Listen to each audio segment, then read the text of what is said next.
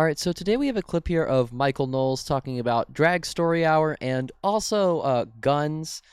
It's pretty, I would say it's pretty wild, even for Michael, but here we go. What is he talking about with guns? He's saying the big threat to children is guns, not True. drag queens. No one's saying that drag queens are murdering children. Yes. We're saying that drag queens are scandalizing children, and Drag Queen Story Hour is bringing often sexual criminals, child molesters, into places like libraries and schools to jiggle around in sexualized costumes for children. And that's obviously depraved and wrong, and in some cases already is illegal, and in other cases should be illegal, and we should stop it. So Michael Knowles said that Drag Story Hour, creating situations where child molesters and people that commit heinous crimes against children are able to be in the midst of a lot of children, and it perpetuates these crimes and allows them to happen easier. That's what Michael is saying about Drag Queen Story Hour. Now, I can't really speak into Drag Queen Story Hour, feeding into child pedophilia or whatever he likes to say. What I can speak into, though, and these are just some examples that I found myself, that I've actually heard of, a lot of them, is a Virginia Beach pastor who was accused of soliciting minors steps down from leadership duties at church. This is a pastor who was actually arrested very close to where I live for literally posing as a minor online and trying to solicit sex from a minor. That's just one example that I found of someone who's involved in the Christian church who, was doing something bad. But one reason is enough for the conservatives to freak out about something. But then I found another one from Virginia, again, the state I live in. Former Virginia pastor arrested, charged with multiple sex crimes.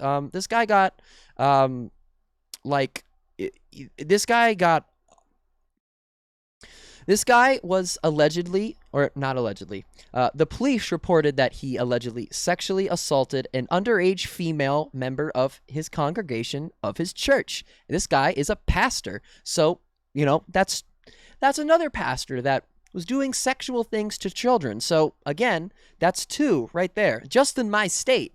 But I found another one where 18 Virginia pastors were accused of sexual abuse. This story includes 18 pastors who were credibly accused of sexual abuse, and a lot of them were youth pastors, youth ministers. He had a sexual relationship with a 17-year-old girl. Was convicted of indecent liberties, Dennis Ray Collins, with a teen that occurred in the mid-1980s at Virginia Beach High. A former youth pastor, Jeremy Jack Ryan Duffer, a former youth pastor, all accused of very heinous things involving children, right? I found another one of, these are all in my state, just my state. There's 49 other states, guys. 49 other states, and these are just the 4 examples I chose to show you guys. And in reality, I just picked the first 4 that popped up when I searched for this. Former Damascus church pastor receives 4 life sentences for sex crimes against children. Isn't that great?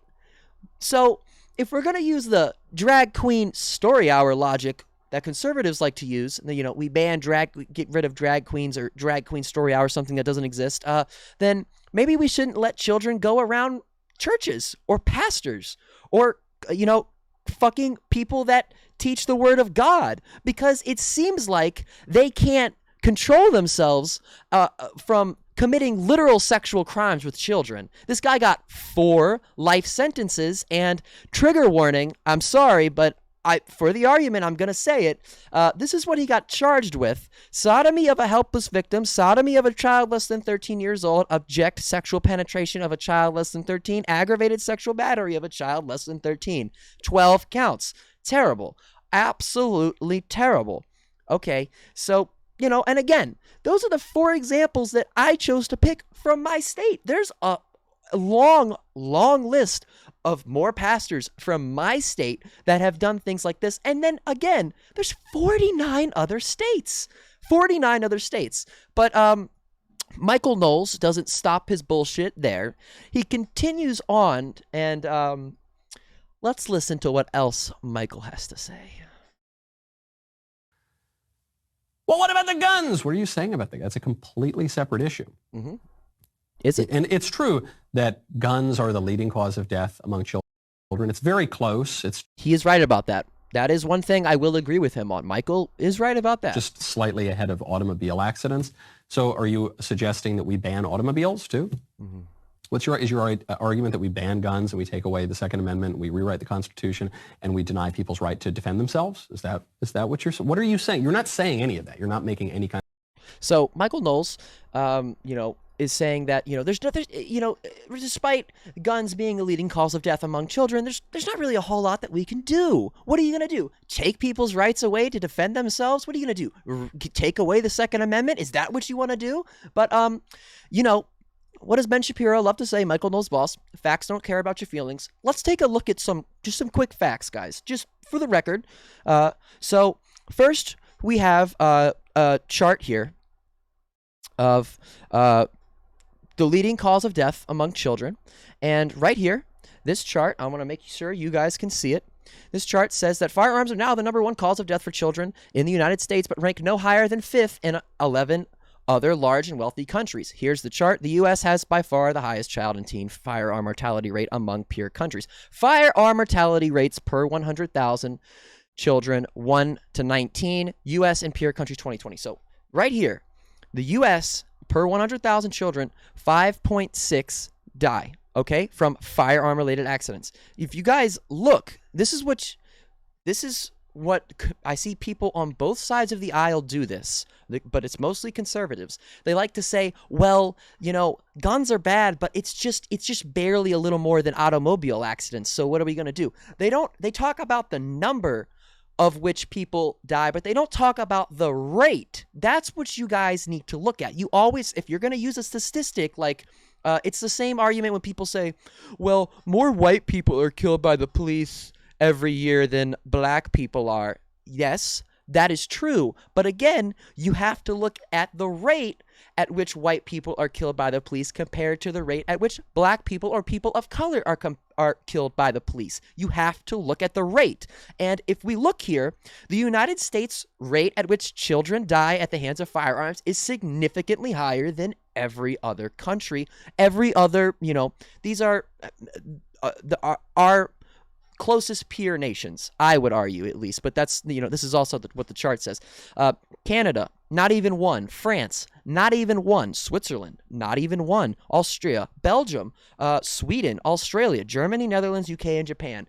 You can have guns in all of those countries. All of those countries allow people to have guns. So why is it that the United States has such a higher rate of deaths for children due to firearms? How come our rate is so much higher than, these other countries that, again, also allow guns? Now, Michael Knowles said, what are you going to do? Ban automobile accidents? Because he said that, that cars, firearms are just the leading cause of death. It's just underneath cars. Automobile accidents and firearm deaths among children, they're right there. They're right there. So, what are you going to do? Ban cars too?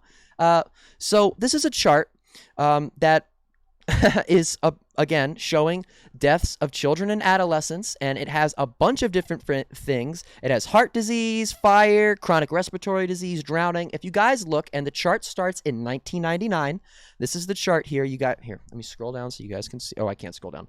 Okay, this is the chart. 1999. This blue line up here is motor vehicle crashes. This yellow line right here, this one right here, is firearm-related injuries. As you guys can see, since in 1999, the firearm death rate among child and adolescents was 4.5.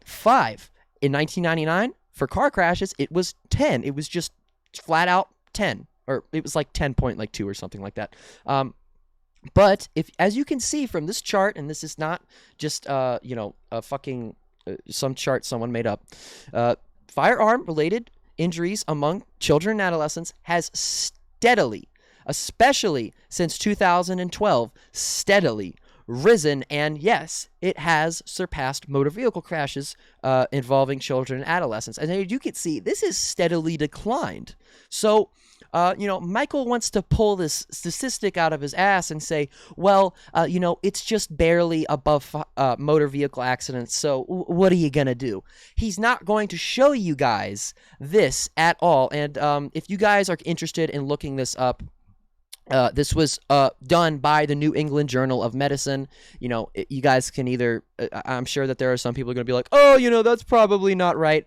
They cite 10 different articles. This was data that they've been examining for so many years. You guys can go and look this up right here. This is all you guys got to look up. Go, again, the New England Journal of Medicine, nejm.org.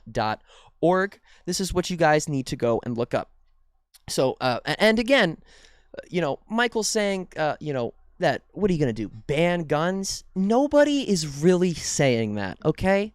Nobody's really saying that, but something else that I thought was really, really interesting in my research, I was looking up which countries actually don't allow guns, and this is a complete list. This is the whole list of countries, of all the countries and nations and whatever you want to say in the world. This is how small the list is of countries that you can't, civilian gun ownership is illegal. Places like Cambodia and Myanmar, North Korea, and Somalia are on this list. If people like Michael Knowles think that we are going to ban guns in this country, especially when they are so ingrained into our culture, and I have strong opinions about guns. I'm not here to share my strong opinions on them. I'm here to present you guys with facts. If he thinks that we are going to go to the extremes of some of these countries, again, some people may think it's extreme. Some people may not think that.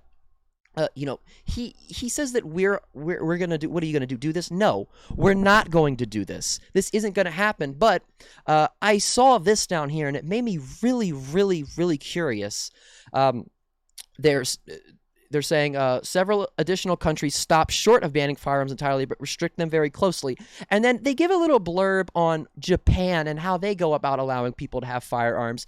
And they say, for example, Japan allows gun ownership only for the purposes of hunting and sport shooting, and licenses require significant effort to obtain, including proficiency tests, a mental health evaluation complete with interviews of family and friends, and must be renewed every 3 years. Ammo sales are also tightly regulated. They say China has a similar approach.